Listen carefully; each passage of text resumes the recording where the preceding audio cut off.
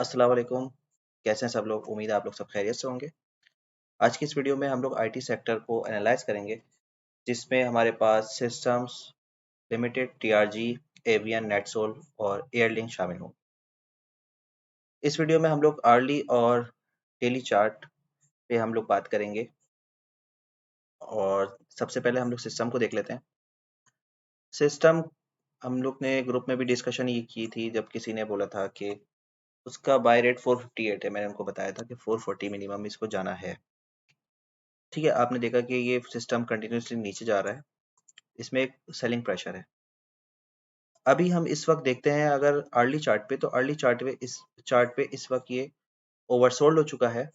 और अगर हम देखें ऑसिलेटर भी, वो भी पॉजिटिव इंडिकेशन दे रहा है।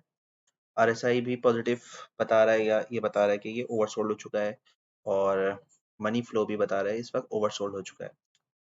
ठीक है, और अगर हम एमएसीडी देखें, मूविंग एवरेज कन्वर्जेंस डाइवर्जेंस, तो ये भी आपको एक बाइंग प्रेशर बता रहा है अर्ली बेसिस पे या शॉर्ट टर्म के बेसिस पे।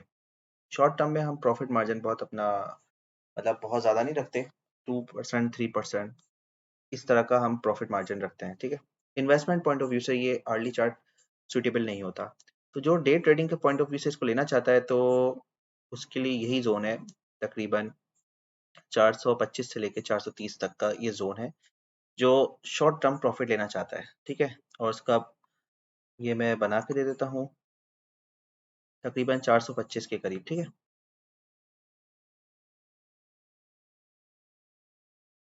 और क्योंकि ये बहुत शॉर्ट टाइम फ्रेम है, ये रिस्की भी होता है और इसका प्रॉफिट मार्जिन कम होता है, इसमें आप लोग स्टॉप लॉस ज़रूर लगाएगा। और आप इस पे ये कंसिडर कर लेंगे, जैसे 10 रुपये 15 रुपये का अगर आपको गेन मिल जाता है, तो ये आप लोग इससे बाहर आ सकते हैं। ठीक है, ये इसका अर्ली टाइम फ्रेम है। अगर हम डे चार्ट पे देखते हैं या डेली टाइम फ्रेम में देखते हैं, तो ये स्टिल अपने डाउन ट्रेंड में है।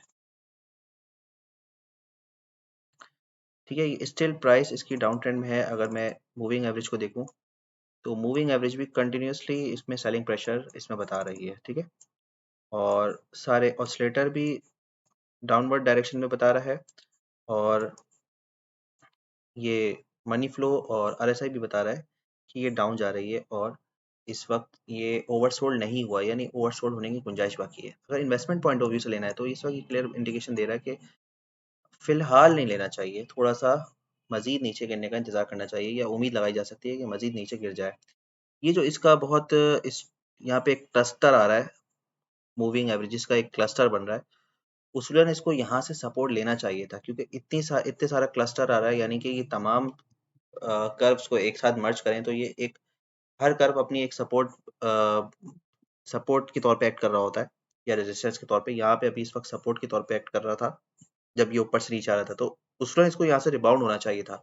क्योंकि एक दो तीन चार चार कर्व मिलके एक ही जगह पे अगर करते हैं, तो वो एक स्ट्रॉन्ग सपोर्ट का सिग्नल इसको वो देते हैं। लेकिन इसने इसको सारे सपोर्ट 1 2 3 और 4 को भी ब्रेक कर दिया। चांसेस इसके यही है कि शॉर्ट टर्म पे थोड़ा सा ऊपर जाए, जो कि हमने अर्ली ग्राफ में देखा, 10-15 रुपए, और फिर ये मजीद नीचे जाए। तो जिसको डे ट्रेडिंग करनी है उसको मैंने आपको बता दिया है, और जो इन्वेस्टमेंट पॉइंट ऑफ व्यू है, तो उसको वेट वेट करना चाहिए। ठीक है, मजीद नीचे का। अच्छा, ये हमारा सिस्टम हो गया। फिर हम इसके बाद टीआरजी देखते हैं।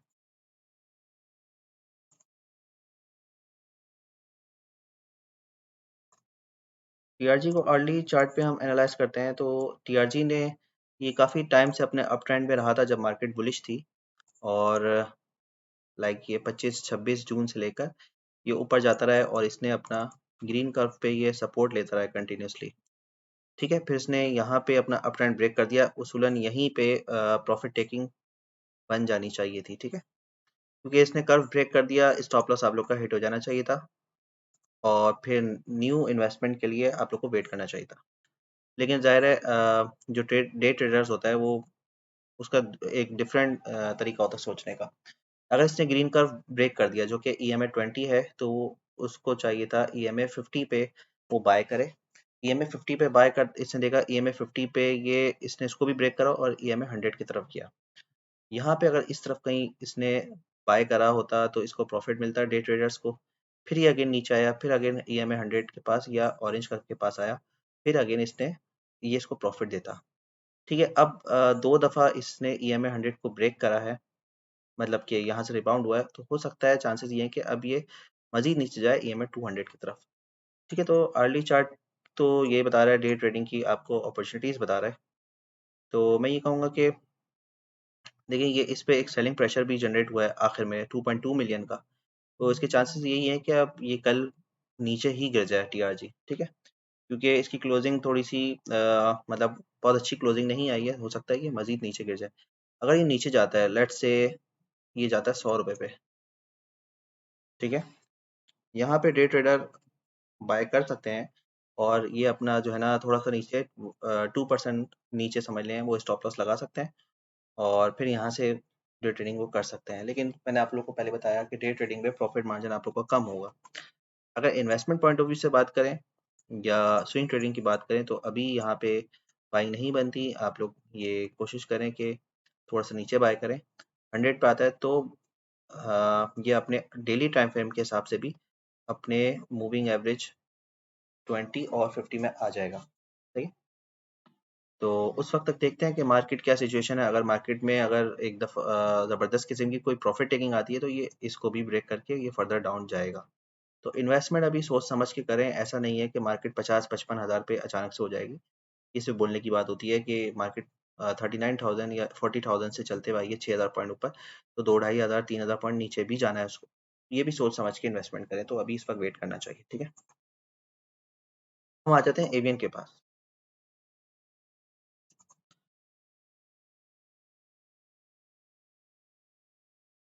देखिए एवियन भी अपने अप ट्रेंड में कंटिन्यूसली था, क्योंकि मार्केट जब से अपने अप ट्रेंड में थी, बुलिश थी, अपने EMA से ये ऊपर चलता रहा और ये अपने कंप्लीट अपने अप ट्रेंड में हो गया था।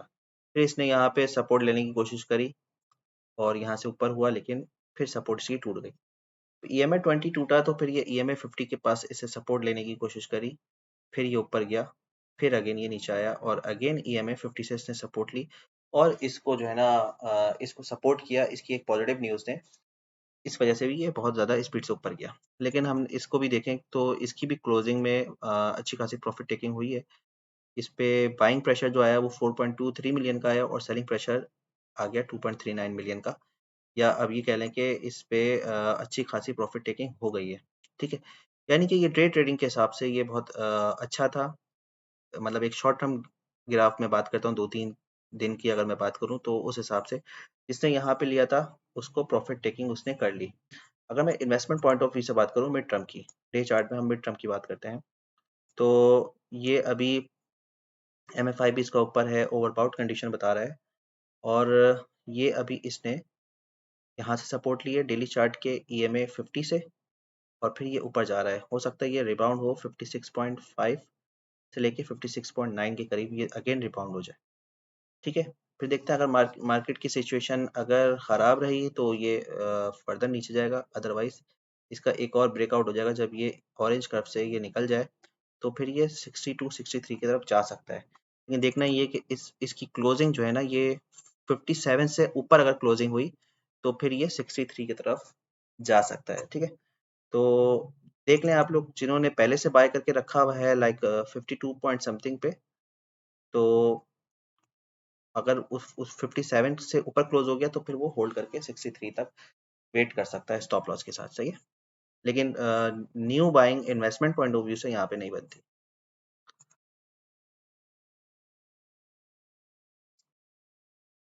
उसके बाद हम लोग नेटसोल को देखते हैं। नेटसोल भी बिल्कुल तकरीबन एवियन को ही फॉलो कर रहा है। अगर मैं अर्ली चार्ट पे देखूँ तो अर्ली चार्ट पे भी ये अपने अप ट्रेंड पे था कंटिन्यूसली जब से मार्केट बुलिश थी और उसके बाद इसने भी ये अप ट्रेंड ब्रेक करने की कोशिश करी। EMA 50 पे आया, 50 से फिर ये दोबारा 50 पे आया और अगेन एंड में इसमें प्रॉफिट टेकिंग हो गई। ठीक है, तो जितना बाइंग प्रेशर था तकरीबन 429 लैक्स का, तो 395 या 400 का इस पे सेलिंग भी हो गई है इसमें ऑलरेडी। तो जब मतलब सेलिंग प्रेशर भी फ़ौरन ही आ गया, इसका मतलब है कि ये कल बहुत ज़्यादा उम्मीद हम नहीं लगा सकते जाने की। ठीक, और अगर डे चार्ट की बात करें तो डे चार्ट पे जो इसकी नेक्स्ट सपोर्ट बनेगी और ये यहाँ से अगर रिबाउंड होता है वापस 92 से, तो ये तकरीबन 85 84 85 के पास ये जा सकता है। तो इन्वेस्टमेंट पॉइंट ऑफ व्यू से अभी इस वक्त बाइंग नहीं बनती। एवरेज अगर जिसको करना है तो वो अभी इस वक्त एवरेज ना करे, ठीक है। मार्केट करेक्शन ले सकती है, और अगर मार्केट करेक्शन लेगी तो यही सारी चीज़ें नीचे जाएंगी। इसके बाद हम एयरलिंक देखते हैं। एयरलिंक इस वक्त आईटी का सबसे हॉट आइटम चल रहा है, एवियन और एयरलिंक। इसमें हुआ क्या देखें, एवियन एयरलिंक ने तकरीबन 65% का प्रॉफिट दिया है। 65% का जब कोई प्रॉफिट मार्जिन देखिए 66.5 ऑलमोस्ट, जब इतना प्रॉफिट कोई दे दे तो उसमें लाजमी प्रॉफिट टेकिंग आती है, ठीक है। प्रॉफिट टेकिंग होती क्या चीज़ है, एक शेयर ऊपर नीचे गिरता क्यों है।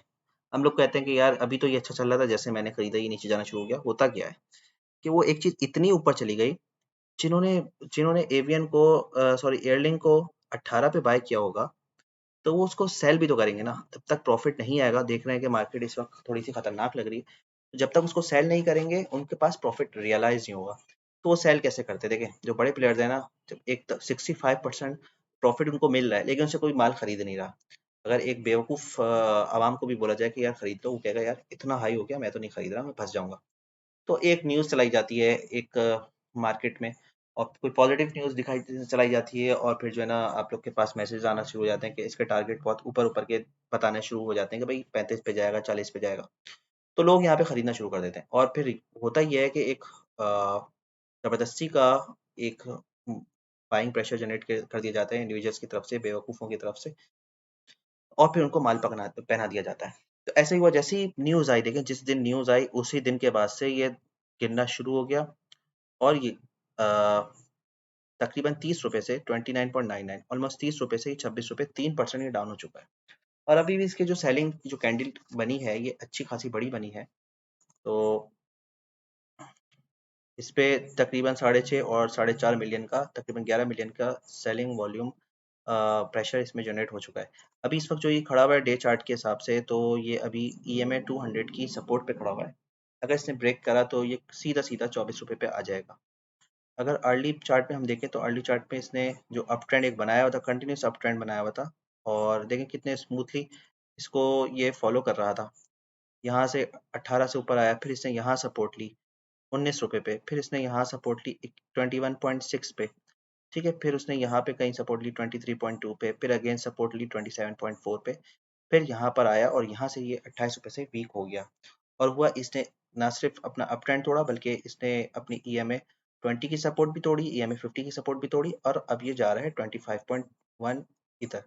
तो ये 25 रुपए तक तो इसको जाना है हर हाल में, ठीक है। तकरीबन 25 या 25.1 पे इसको हर हाल में जाना है, ठीक है। तो आप लोग ये देख लें, अगर जिसने अभी रिसेंटली लिया है तो वो अपना स्टॉप लॉस लगाए, ठीक है। और इस पे जो है ना इन्वेस्टमेंट पॉइंट ऑफ व्यू से अभी इस पे इसको वेट करना चाहिए। एयरलिंक का हिसाब ये है कि एयरलिंक जो है अपने तमाम दूसरे आईटी सेक्टर से थोड़ा सा डिफरेंट इसकी मूव है, और इसकी जो कोरिलेशन है नेट सोल TRG और अ, इसी तरह से एवियन जैसे शेयर से इससे थोड़ी सी कम है। तो इसलिए इसकी मूव डिफरेंट है। आपने देखा कि आज सारा आईटी सेक्टर ऊपर था, ये एयरलिंक नीचे था। तो एयरलिंक के साथ जो गेम किया है वो इस, और उसके बाद में जो एंड में जो न्यूज़ लाई गई है वो इसी वजह से लाई गई है ताकि बेवकूफ़ आवाम उसको ले ले और वो लोग को प्रॉफिट हो जाए, ठीक है। तो इस वक्त भी इसमें बाइंग नहीं बनती। और ठीक है, हमने आज ये सारे मेन में जो आईटी सेक्टर के जो मेन हमारे पास जो शेयर्स थे उनको हमने एनालाइज करा, और उम्मीद है कि आप लोग को ये वीडियो हमारी पसंद आई होगी। अब तक के लिए इतना ही। अल्लाह हाफिज़।